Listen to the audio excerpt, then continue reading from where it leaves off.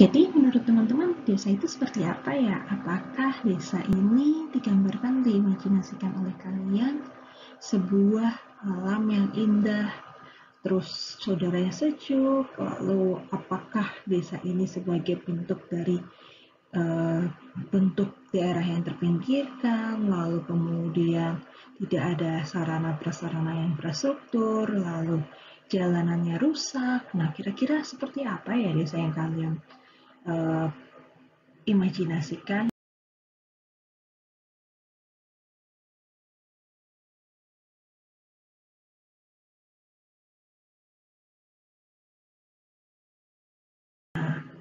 Pada dasarnya realitanya ternyata banyak masih desa-desa yang masih mengalami daerah yang terpinggirkan seperti kasus di desa ini. Desa Sikundo yang terletak di Kecamatan Pantai Cermin, Kabupaten Aceh Barat masih mengalami keterbatasan transportasi. Sehingga mengisolasi warga Sikundo yang bermukim di antara bukit berderet di sebelah Sungai Merebo yang dipagari hutan rimba. Desa yang berjarak 20 km dari pusat kota ini hanya bisa dilintasi dengan berjalan kaki dan menyeberangi sungai. Sebanyak 25 kepala keluarga di desa Sikundo setiap harinya harus naik turun seutas tali dan menyeberangi sungai dengan jembatan kabel sepanjang 30 meter atau ban bekas sebagai transportasi alternatif di 4 titik lintasan sungai untuk membawa sembako dan hasil bumi menuju kota. Nah, jadi di sini terlihat sekali bahwa 25 kakak di desa Sikundo ini ternyata hidupnya terisolir dan dia harus melakukan penyeberangan dari satu tempat ke tempat yang lain menggunakan yang namanya tali. Nah, di sini kira-kira bagaimana teman-teman? Apakah kalian berpikir Sebanyak 25 selama kepala ini keluarga desa di itu desa baik, Sikundo setiap harinya bagus, harus dan naik turun apakah masih seutas harus ada tali yang dan menyeberangi diperbaiki? sungai dengan Nah, jembatan kabel ternyata dengan sepanjang kejadian 30 seperti meter ini masih harus atau ada ban yang bekas sebagai diperbaiki. Nah, transportasi alternatif kira-kira di 4 titik lintasan bagaimana sungai ya untuk membawa terkait sembako dengan dan hasil apa bumi saja yang bisa menuju kalian kota. perbaiki dan dalam bentuk apa nantinya. Nah, sebelumnya kita lanjut ke Pengertian desa dari Undang-Undang Nomor 6 Tahun 2014, yaitu di mana desa merupakan kesatuan masyarakat hukum yang memiliki batas wilayah yang berwenang untuk mengatur dan mengurus urusan pemerintahan, kepentingan masyarakat setempat berdasarkan prakarsa masyarakat, hak asal-usul, dan atau hak tradisional yang diakui dan dihormati dalam sistem pemerintahan Negara Kesatuan Republik Indonesia. Jadi kalau lebih singkatnya di sini teman-teman, yang namanya desa ini adalah kesatuan masyarakat yang memiliki hukum, yaitu berupa adat istiadat, dan tentunya di sini desa berhak untuk mengatur pemerintahannya sendiri guna untuk kepentingan masyarakat di desa. Jadi dengan kata lain, segala kegiatan dan segala program itu untuk kepentingan masyarakat di desa tersebut. Nah, selanjutnya, apa sih yang menjadi peraturan-peraturan di desa tersebut? Atau peraturan-peraturan untuk desa? Yang pertama terkait dengan ada beberapa dasar untuk pembuatan peraturan di desa. Yaitu yang pertama adanya hadir Undang-Undang Nomor 6 Tahun 2014 tentang desa. Lalu yang kedua adanya Peraturan Pemerintah Nomor 47 Tahun 2015, yaitu terkait dengan perubahan dari Peraturan Pemerintah Nomor 43 Tahun 2014, di mana peraturan tersebut mengatur tentang pelaksanaan teknis di dalam melaksanakan Undang-Undang Nomor 6 Tahun 2014. Lalu yang ketiga dasarnya adalah dibuat dari Peraturan Pemerintah Nomor 8 Tahun 2016, di mana merupakan perubahan dari PP Nomor 60 Tahun 2014 terkait dengan dana desa ini bersumber dari APBN. Jadi kalau teman-teman ingat pahami di sini ada 3 dasar peraturan untuk dana desa, yaitu mulai dari Undang-Undang Nomor 6 Tahun 2014, PP 47 Tahun 2015, dan PP Nomor 8 Tahun 2016. Nah, selanjutnya dari ketiga dasar peraturan tersebut, menghasilkan beberapa peraturan, mulai dari peraturan Permendagri terkait dengan pedoman teknis peraturan desa, pemilihan kades, pengelolaan keuangannya, lalu kemudian terkait dengan pembangunan desa. Nah, selanjutnya ada juga terkait dengan peraturan dari Menteri Desa, di mana peraturan ini mengatur dari mulai musyawarah, lalu kemudian pedoman kewenangan lokal bagaimana, pendampingan di desa seperti apa yang dibutuhkan, lalu terkait dengan pendirian BUMDes atau badan usaha milik desa, lalu prioritas dana untuk di dana desa itu seperti apa. Nah, terus juga ada peraturan dari LKPP terkait dengan pengadaan barang jasa, serta adanya yang terakhir yaitu lahirlah peraturan Menteri Keuangan, di mana peraturan Menteri Keuangan ini berkaitan dengan bagaimana cara alokasi dari dana perimbangan, lalu alokasi dari untuk terkait dengan penyaluran dan penggunaan dan evaluasi dana desa, sama terkait dengan transfer ke daerah dan dana desa. Nah, selanjutnya dari tadi kan kita sudah membahas banyak tentang peraturan-peraturan tersebut. Nah, sebelum lebih lanjut lagi terkait dengan penjelasan dana desa, teman-teman harus ingat kembali pendapatan desa ini diperoleh dari mana saja, yaitu dari hasil usaha, hasil aset, swadaya dan partisipasi masyarakat, gotong royong dan pendapatan asli desa. Terus kemudian pendapatan asli desa ini bisa diartikan seperti misal, desa ini memiliki ciri-ciri khas khusus untuk menghasilkan kerajinan bambu, yaitu bisa berupa kerajinan bambu dalam bentuk produk tas, lalu kemudian untuk bentuk lampu. Nah, di sini berarti yang menjadi pendapatan asli desa adalah hasil dari usaha kerajinan tersebut. Nah, yang kedua, pendapatan desa diperoleh juga dari alokasi APBN. Nanti jadi dari alokasi APBN ini akan diberikan kepada desa dalam bentuk dana desa. Terus yang ketiga adalah hasil pajak daerah atau retribusi daerah di tempat tersebut. Nah, biasanya kaitannya untuk retribusi daerah ini bisa jadi ada kaitannya dengan desa memiliki fokus untuk menjadi desa wisata. Oke, yang selanjutnya adanya pendapatan desa ini diperoleh dari dana perimbangan yang dari tingkat kabupaten maupun tingkat kota. Lalu juga ada alokasi dari anggaran APBD tingkat provinsi maupun tingkat kabupaten kota. Lalu yang terakhir adalah dari hibah atau sumbangan yang tidak mengikat dari pihak yang ketiga. Selanjutnya, kira-kira kapan tuh desa ini memperoleh bantuan dalam bentuk dana desa? Jadi kalau diceritakan dari awal, teman-teman, desa ini memperoleh perhatian khusus semenjak dari era pemimpinan Presiden Joko Widodo dan Wakil Presiden Yusuf Kala dalam program Nawacita ketiga, di mana mereka memiliki visi misi untuk fokus membangun dari daerah pinggiran dengan cara memperkuat daerah dan desa. Tentunya apa sih yang akan diperkuat, yaitu tentang pembangunan infrastruktur baik daerah maupun di desa. Nah, karena adanya fokus tersebut, lahirlah Undang-Undang Nomor 6 Tahun 2014 terkait dengan desa, di mana desa diberikan wewenang khusus untuk melakukan percepatan di dalam pembangunan desa. Nah, untuk mempercepat pembangunan di desa, maka pihak pemerintah memberikan dana desa. Selanjutnya, dana desa ini apa sih dan buat apa? Nah, tentunya penjelasan ini akan dijelaskan lebih lanjut dari informasi dari video ini.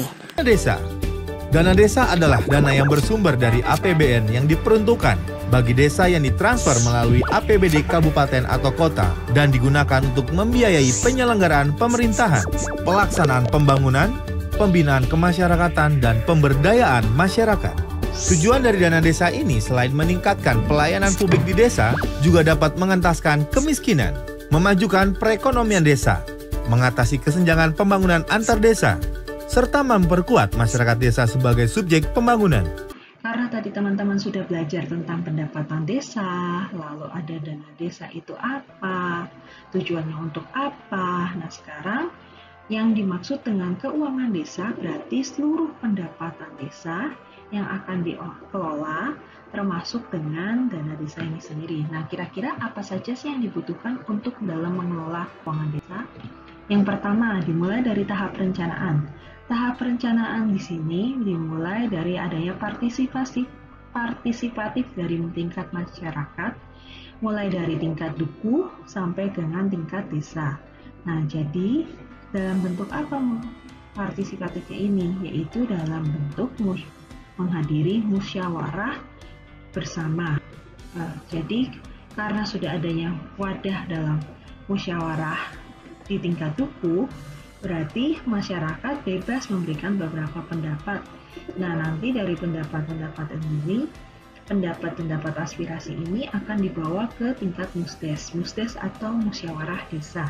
Nah, dari tingkat musyawarah desa ini nanti akan dibawa atau akan diproses bersama-sama dengan pemerintah desa, mulai dari sekretaris desa yang akan membantu menyusun rancangan APBD desa, lalu kemudian nanti setelah dibuat oleh sekretaris desa akan dibahas bersama juga dengan Kades. Jadi Kades di sini juga ikut menghadiri tingkat musyawarah desa. Nah, dari tingkat musyawarah desa ini setelah beres jadilah APBD akan dibawa kepada BPD. BPD di sini adalah Badan Permusyawaratan Desa, di mana Badan Permusyawaratan Desa ini nanti akan melihat mana yang program yang diperlukan dan mana program yang tidak diperlukan. Tentunya hal ini sesuai dengan kebutuhan dari masyarakat desa ini. Nah, selanjutnya dari hasil BPD akan disampaikan ke Bupati melalui camat. Jadi, ketika APBDes ini sampai di Bupati, maka Bupati akan melakukan proses evaluasi. Benar tidak sih hal-hal program tersebut atau kegiatan tersebut sesuai dengan kebutuhannya dan benar tidak sesuai dengan undang-undang yang berlaku di sana? Jika benar, ya berarti APBDes tersebut bisa dilanjutkan untuk dilakukan proses dalam melaksanakan kegiatan. Tapi jika tidak bisa dilanjutkan, maka akan dilakukanlah perubahan untuk APBDes tersebut. Nah, selanjutnya setelah APBDes itu jadi, maka lanjutnya adalah proses pelaksanaan pencairan dana desa di dalam APBD desa. Nah, jadi di sini ada berbagai pihak dalam melaksanakan kegiatan atau pencairan dana desa. Yang pertama, mulai dari pelaksana kegiatan yang dibentuk dari tim-tim kecil khusus untuk menangani program-program tersebut, program-program yang ada di desa tentunya. Lalu dilanjut juga dengan adanya dari pihak pemerintah desa ada Serdes atau sekretaris desa. Terus sama yang terakhir adalah pihak kepala desa dan bendahara desa. Jadi kalau diceritakan alurnya di sini teman-teman, dari pelaksana kegiatan yaitu tim-tim kecil yang akan melaksanakan kegiatan yang ada di desa akan mengajukan SPP atau surat perintah pembayaran dari suatu kegiatan atau suatu pembelanjaan suatu barang atau jasa. Nah, tentunya ketika SPP ini akan diberikan kepada sekretaris desa harus juga dilampiri dengan bukti transaksi. Nah, dari SPP yang diberikan oleh pelaksana kegiatan dan lampirannya, maka ketika selanjutnya dari SPP dan lampiran bukti transaksi yang diberikan oleh pelaksana kegiatan kepada Sekdes, Sekdes di sini bertugas untuk meneliti benar tidak sih kegiatan tersebut itu dilakukan, benar tidak ada dana di dalam melaksanakan kegiatan tersebut, benar tidak adanya tagihan-tagihan tersebut. Nah, jika sudah benar, maka diberikan kepada Kades. Kades akan memberikan persetujuan atau mengesahkan, lalu barulah bendahara desa di sini bertugas untuk memberikan dananya. Lalu kalau sudah selesai kegiatan tersebut akan dilaporkan atau dicatat transaksi tersebut. Nah, selanjutnya tahapan pengelolaan keuangan desa adalah tahapan dari penatausahaan APBDes. Nah, di sini ada dua pihak yang berkepentingan dalam penatausahaan. Yang pertama adalah pelaksana kegiatan terkait dia bertanggung jawab untuk mencatat pengeluaran atas beban-beban anggaran dalam melakukan suatu kegiatan dan tentunya membutuhkan instrumen yaitu buku pembantu kas waktu saat menjalankan kegiatan. Lalu yang kedua, aparatur desa yang namanya bendahara desa, di mana bendahara desa ini bertanggung jawab atas semua penerimaan dan pengeluaran, dan lalu akan dilanjutkan hingga sampai pelaksanaan tutup buku, lalu mempertanggungjawabkan uang itu digunakan buat apa saja, dan tentunya membutuhkan instrumen khusus yaitu mulai buku kas umum, buku kas pembantu pajak, buku bank, dan buku transaksi. Nah, selanjutnya, jika semua kegiatan sudah dilakukan dan dicatat, akan dilakukan dalam proses akhir dalam pengelolaan keuangan desa, yaitu pelaporan dan pertanggungjawabannya. Nah, untuk pelaporan ini dimulai dari tingkat Kades akan melaporkan kepada pihak bupati melalui camat. Jadi, kepala desa akan memberikan laporan per setiap semester, mulai dari semester 1 paling lambat pada saat akhir bulan Juli, lalu ada semester 2 paling lambat itu nanti dilaporkan pada saat tahun berikutnya di bulan Januari, dan tentunya saat melaporkan di sini perlu peran serta dari camat untuk menyampaikan laporan kepada bupati. Lalu, Siskudes ini sebenarnya buat apa sih teman-teman? Siskudes ini adalah sistem keuangan desa yang berguna untuk membantu dalam mengelola keuangan desa, dan tentunya di dalam Siskudes juga menjelaskan proses dari perencanaan sampai dengan pelaporan. Nah, nanti yang hasilnya adalah output dari aplikasi sistem keuangan desa ini adalah laporan keuangan desa yang bisa dipertanggungjawabkan dan ditransparansikan kepada seluruh pihak masyarakat maupun pihak pemerintah. Nah, selanjutnya apa aja contoh-contoh dari desa yang sukses untuk menjalankan suatu program? Yang pertama ada contoh desa sukses dari Desa Ponggok di Klaten, di daerah Klaten, di mana desa ini mampu membentuk badan usaha milik desa yang bernama Tirta Mandiri yang memiliki usaha budidaya ikan nila merah. Lalu ada toko desa yang menjual hasil UMKM di desa Ponggok tersebut. Ada perkreditan rakyat, lalu ada usaha pabrik minum, dan yang paling terkenal dari desa Ponggok di sini adalah wisata alamnya yaitu Umbul Ponggok.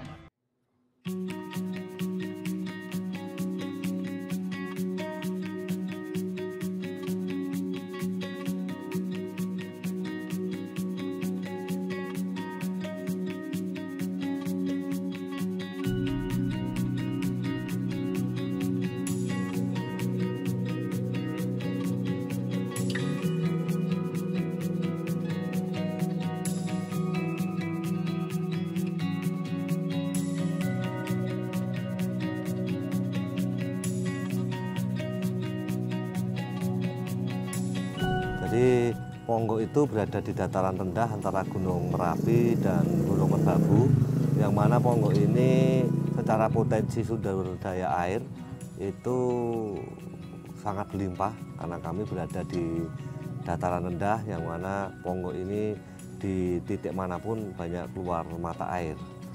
Jadi potensi yang ada di Ponggok ini dulu belum dikelola dengan baik. Setelah kami menjabat menjadi kepala desa, sesuai dengan visi misi desa dengan menjadikan Ponggok menjadi desa wisata yang mandiri, yang mampu mengelola potensi desa secara mandiri, peduli terhadap lingkungan. Ini benar-benar kita coba wujudkan sesuai dengan visi misi itu, yang mana visi misi itu kita jadikan blueprint perencanaan untuk bisa menggali potensi yang ada di desa Ponggok ini, untuk bisa mensejahterakan masyarakat di Ponggok ini. Nah, setelah dari kita mendengarkan salah satu contoh desa sukses di Desa Ponggok Klaten yang memiliki banyak sekali pendapatan asli desanya, mulai dari produk UMKM, lalu kemudian ada diperoleh dari hasil wisatanya yaitu Umbul Ponggok, dan dari pendapatan asli desa ini ternyata bisa digunakan untuk menjamin kesehatan dan pendidikan di masyarakatnya. Nah, selanjutnya kita lanjut untuk contoh desa sukses yang kedua, yaitu dari daerah Gunung Kidul. Saya kesempatan berkunjung ke sebuah desa bernama Bejiharjo. Ada apa di sana? Mari kita telusuri lebih jauh. Sekarang saya berada di Desa Bejiharjo, Kabupaten Gunung Kidul. Nah, di desa ini ada salah satu tempat wisata yang lagi ngetren banget nih di Instagram. Pasti pada tahu dong, Goa Pindul. Goa Pindul ini dikelola oleh Badan Usaha Milik Desa atau BUMDes. Pas banget, saya udah janjian sama salah satu pengurusnya. Yuk kita cari tahu. Pak Yanto, jadi boleh diceritakan nggak gimana berdirinya BUMDes Maju Mandiri sampai sekarang? Kan udah kelihatan banget nih Pak, kalau pengelolaannya udah profesional banget. Itu gimana ceritanya Pak? Karena kita melihat potensi desa Bejiharjo itu kan sangat banyak. Baik itu dilihat dari potensi sebagai desa wisata, sebagai desa agropolitan, dan juga sebagai desa budaya. Sehingga itu kalau kita kelola, ini potensinya luar biasa. Karena ada potensi yang luar biasa itu, maka desa sepakat untuk mendirikan BUMDes. Selain dana dari pihak pemerintah desa, ada nggak sih Pak pihak lain yang sangat membantu keberlangsungan BUMDes Maju Mandiri? Selain penyertaan modal dari desa Bejiharjo, yang kita juga diberikan modal itu sebesar 500 juta dari dana desa, kita juga mendapatkan bantuan dari BRI. Nah, BRI partisipasi ke BUMDes itu sangat besar. Baik itu di tahun 2017 kita mendapatkan program Teras Nusantara sebesar 300 juta untuk dibangunkan gedung perkantoran. Terus dilanjutkan lagi CSR itu dalam bentuk alat-alat mesin pengolah sampah, baik itu pengolah limbah maupun juga pengolah sampah yang lain di kawasan wisata. Ada 5 unit usaha yang dimiliki oleh BUMDes Maju Mandiri. Kelima unit usaha itu adalah unit usaha pasar, unit usaha persewaan, unit usaha simpan pinjam, unit usaha pengolahan sampah, dan unit usaha wisata. Nah, contoh dari desa sukses yang kedua yaitu dari desa Bejiharjo, di mana desa ini ternyata punya banyak sekali dari hasil pendapatan desanya. Bisa dilihat dari agropolitan, lalu kemudian ada juga wisata yaitu wisata Goa Pindul, dan ada juga budaya. Nah, tentunya di desa ini juga menjadi maju dan sukses ini juga tidak lepas dari unit usaha BUMDes Maju Mandiri yang ternyata mengelola banyak usaha mulai dari pasar, persewaan, simpan pinjam, lalu pengolahan sampah dan wisata. Nah, jadi tentunya di sini di Desa Bejiharjo ini semakin maju, lalu kemudian dan seperti saat ini teman-teman terkenal yaitu bahwa di daerah Desa Bejiharjo ini dengan wisata Goa Pindulnya. Desa yang sukses ini yaitu Desa Ponggok dan Desa Bejiharjo, ternyata masih saja banyak desa-desa yang memanfaatkan atau banyak daerah-daerah yang memanfaatkan dana desa. Padahal di sini pemanfaatannya bukan karena untuk kepentingan kemajuan di desa tersebut, melainkan untuk program-program yang seolah-olah ini menjadi program yang siluman. Nah, di sini ada beberapa kasus teman-teman, baik desa-desa yang menggunakan atau desa-desa siluman yang menggunakan dana desa.